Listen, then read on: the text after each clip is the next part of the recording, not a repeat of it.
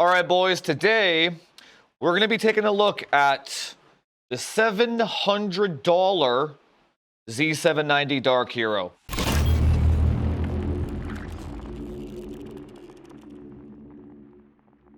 Now, this video is basically just going to be 8 to 10 minutes of me completely shitting all over Asus for basically false advertising. If you're just here for the summary, you don't care about the actual results.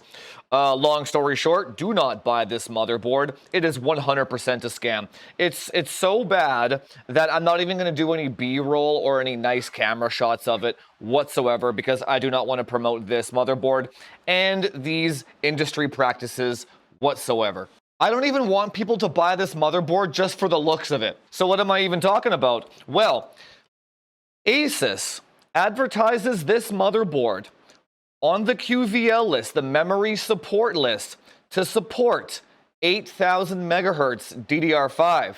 Now, for those of you with a keen eye, you can already see a big problem with that claim and this motherboard. This motherboard has 4 memory slots. Now, what do we know about 4 DIMM slot motherboards? The odds of them hitting 8,000 is basically 0. Now, the next question, why do I even care? Because who do you think these people contact to fix their PCs on consulting calls? So I've had 3 consults so far, one with the Dark Hero and 2 formulas. And what do you think those people want? Hey, Jufus, can you get 8,000 working? I'm like, sorry, bro, you got scammed. It's impossible. And then they're like, but Asus said I can do 8,000. I'm like, and then I'm the one that feels guilty because I didn't get this video out fast enough. And then the other problem is, by the time they actually get a hold of me, their builds are already finished. So I'm like, just return it and get an Apex or something, or RMA it, or change brands. And then what do they always say again? Oh, my build's already done, man. Can you just get it as fast as you can? And then I'll just... Guys, if a brand or a person, let's say an optimizer, or if you get scammed of any kind, or if someone false advertisement, false marketing, if you get scammed or had in any way, you should not be taking that lying down. Take the motherboard out of your system, RMA it or return it 10 times if you need to, because this is getting out of control. Anyway, clearly this video was not brought to you by Asus. It was brought to you by the supporters of the Discord. They give me money every month so that I can buy this hardware from retail channels and test it unbiasedly and is that a word? And objectively, so you guys get the real information. And apologies that I can't get these videos out fast enough. I'm only just one guy, right? But if you can in the future, just wait for me to review it. I will get to it eventually. There's no rush on these builds, guys, right? It's better than buying something, getting scammed, and then feeling guilty about it after. So what's my goal in all this? My goal is to get these motherboard manufacturers to update their QVLs so they only say memory speeds that work on 100% of the CPUs. I know they won't listen to me. I know I'm a nobody, but at least I can warn the people that watch my channel. So if you believe in the vision here at Frame Chasers about reducing the scams and the suffering of consumers, head on over to framechasers.org, become a supporter, get access to the Discord, and join the best online tech community where we only have real unbiased information in the Discord. So this video is kind of all over the place, but you can't just take my word for it. Obviously, we've got to test it. So what we're going to be doing today, we're obviously going to be testing Asus's QVL claims on this motherboard. Now, the goal is to see if we can actually get 8,000 working at all. And if not, what's the maximum memory speed that we can get on it? Just so Asus can't come back and be like, Jufus only tested with 1 sample, so that's not valid data. We're going to test it with 3 different 14900Ks. This one here in the socket, this one I already validated at 8200 megahertz on the Apex. We're going to take a second one, which is validated at 8,000, and then we're going to take a third one, which is my dog shit one that only works at 7,800 on the Apex. So we have 3 different 14,900Ks at 3 different bins at 3 different voltage sweet spots. And then we're gonna see just how full of shit that QVL list is. All right, let's go do it. The 24 gigabyte sticks are easier to stabilize at higher frequencies. So let's go removal limits, XMP 8000. This is clearly not gonna work. 8000, save, exit. All right. Well, that's a good sign. Can't even get into Windows. Oh shit, no way. Just press enter a few times. Oh no, I think it just rebooted. Oh yeah, so it can't even, this one can't even post. Okay, no, this is, no, okay. Okay, we are up and running. Let's see. So we got Dark Hero, 8000, Karhu, defaults, start. Oh, yeah.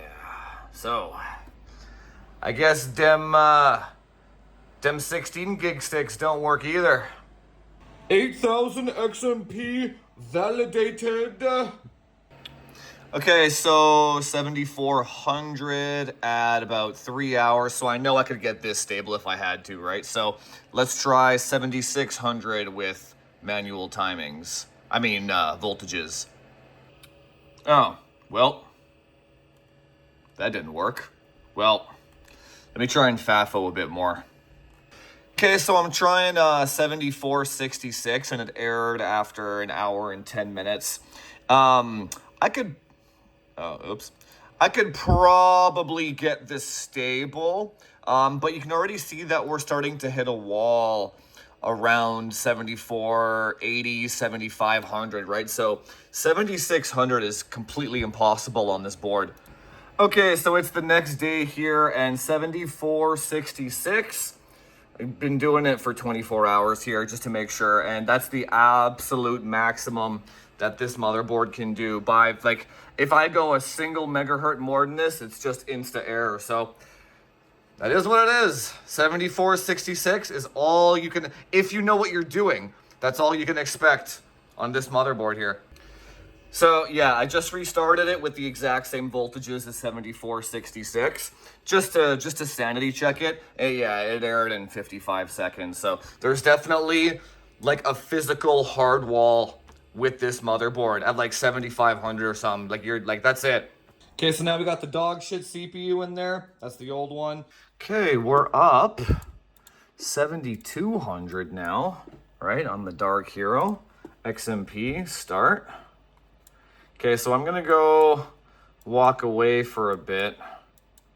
I'm assuming this is probably gonna work because the other one worked. I'm not sure. This is a dog shit CPU, but hey, let's give it 30 minutes or so and see what happens. Okay, so it's been about 35 minutes, so I'm just gonna go ahead and assume that 7200 works just fine, even with the shitty bin CPU. So let's go try 7466. Okay, so I punched in the exact same voltages for 7466, and it actually errored at 23 minutes. So it looks like the shitty CPU actually has maybe one bin lower of compatibility. So let's go to 7400 then and see if that works. Dude, I can't even get 7400 working on this one. Let me try changing the voltages, but this is not looking good. Okay, so I think I got 7400 working here now on that dog shit bin. I had to use completely different voltages to make it work for this one. So that's, this is starting to get a little time consuming, but I'm gonna go ahead and assume that the maximum frequency of the motherboard is the same for all silicon quality bins, because they can all kind of do 7600. Even the worst 14900Ks can do 7600, right? But it's just the FAFO of the voltages to get it there kind of thing, right? So that's good news, I suppose. I mean, it's still dog shit, but it's good news in that even if you have a really terrible bin, you should be able to get it to work at the maximum of the board. Okay, so a bit of a plot twist here. So this is the 8200 one. The dog shit one is in there. And the 8000 one, I actually just got a bundle order, so that's stress testing right now because I got to ship that out ASAP before Warzone 3 comes out. But this one here, I just got this one today, so I have no idea what it can do. Or I should say, I have no idea how the bin of the memory controller is or the voltage sweet spots. I know nothing about this chip. So let's throw this one in and put it at 7200 and 7400. See if we can get this one to work. All right, third and final CPU time. Let's see if all three of them can do 7200 XMP without failure. And just for an extra curveball here, let's use real 7200 XMP sticks. So brand new CPU untouched, brand new 7200 sticks untouched. Let's see what happens. Okay, so we just posted in here. Let's do enable. Seems like it's a good chip though. It's a SP103, right? That's a pretty good one. XMP 7200. All right, just save exit straight up. I'm sure this will work fine though. Yo, I just hit the run button and the system just froze. No way. Yo, no way. Let's try this one more time. No shot. Okay, so before we try this again, I just want to check what voltages XMP is using. 1.4. Where the hell is it? What the hell? Oh, here we go. 1.4, 1.325, 1.35. Let's hit start. I think I already know why it's doing that. Start. Yeah, hard freeze. Yeah. So, this, okay, let me try something. Okay, so I adjusted the voltages. Let's try again. Yeah, that's what I thought. Yeah. So, I don't know if it's stable or not, but, see, here's the interesting thing. So, the problem with this one and this CPU were the automatically applied XMP voltages. Now, you can blame Intel for that one as well for the silicon quality variance of a 14900K, or you could also blame Asus for that for inputting improper voltages as its XMP, right? So, but regardless, I mean, whoever you want to blame for that one, the fact is, it did not work at 7200 XMP, right? But anyway, moral of the story, we tested 3 CPUs. One of them didn't work at 7200, 2 of them did. This could happen to you. So not only do you have to contend with silicon quality variance of the chips, this motherboard maxes out at 7466 with a top 0.1% chip. This one here, this is the God bin. 7466. That's all you're getting out of this motherboard. So ethically speaking here, when I buy a product for review, I don't return it after. I keep it, try and sell it, give it away in the Discord, something, right?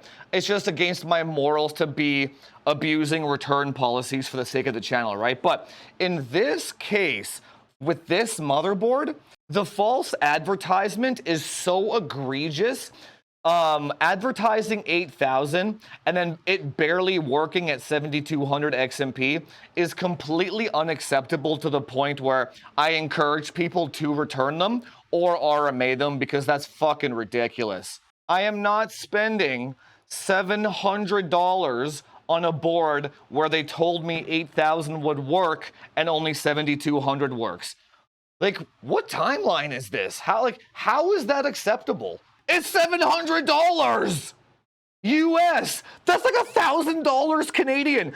Dude, imagine blowing $1,000 Canadian, taking this shit home, and then being like, well, I guess only 7,000 works. As you can see, really the only thing that I despise and hate on this planet are scammers. What do you think this motherboard is? So this motherboard is complete dog shit. Do not buy it. You are being lied to and scammed. Now, it's not like I'm singling out Asus. It's just that they're the most popular brand, and I've gotten consults on this motherboard and the formula, right? But all brands are jumping on this 8000 megahertz 4DIMM bandwagon. So make sure to subscribe, because ASRock is next on the list with the Nova. In fact, ASRock is going so far as to tell tech tubers and influencers to claim that 8000 works on this motherboard. This is why buying hardware yourself to review without talking points is so important. We'll also be putting ASRock's claim to the test in a future video. Anyway, guys, I hope you learned something. Avoid this motherboard at all costs. You are getting scammed. And if you like the content, hit that subscribe button. Do all the YouTube SEO stuff. Like, share, subscribe. Comment down below what you think of this QVL marketing stuff going on. Don't forget to head on over to the website and support the channel by any means that you can, so that corporations might one day stop being so anti-consumer. And I will see you guys in the next one. Talk to you later.